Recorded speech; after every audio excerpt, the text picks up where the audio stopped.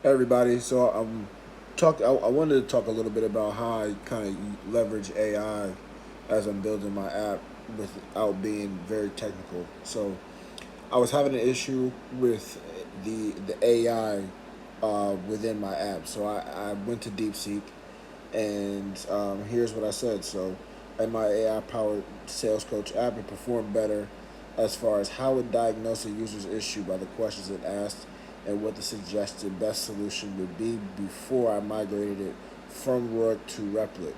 It uses Rourke AI, or at least it's supposed to. I was in the actual files of the app, and I noticed that it had different themes. So it had different things in the service section, and I'm wondering if they contributed to the issue. Here's the screenshot, and if I need to open and paste specific code for you to diagnose the issue, I can do that.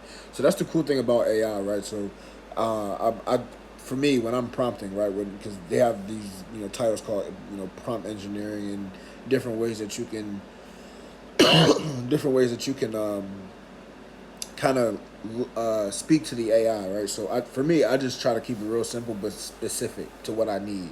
And so, like I said, I pasted the screenshot. So here's the different AI like files and that it used. And again, I didn't know I never made the Grok file, but there's the Rourke AI that I was using, and it wasn't performing as good as it was when I was first doing it. So that's what prompted all of this. So basically, DeepSeek told me how to kind of help figure out if it's being used or not, and so I pasted the code in there, and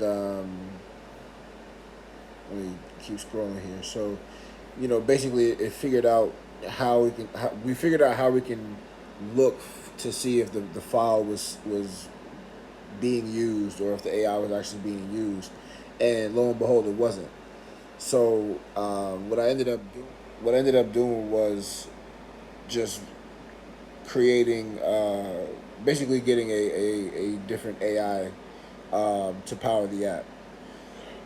So I ended up going with Grok, but the whole process of installing and getting it all, um, it's hectic. Like this is why I'm scrolling so fast right now, so that you can kind of get a sense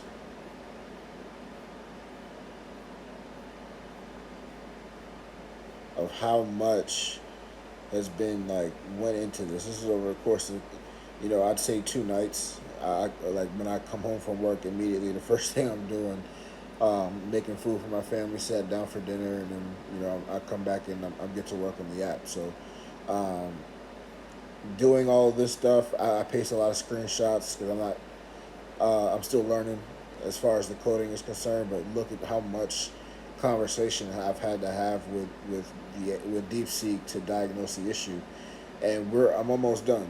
But again, that just kind of shows you, dang, still a lot of stuff. So it just kind of shows you, how you can leverage AI to help, but also kind of prompt engineering, and also just having to adapt and try to make sure that you're providing the best value for your product. So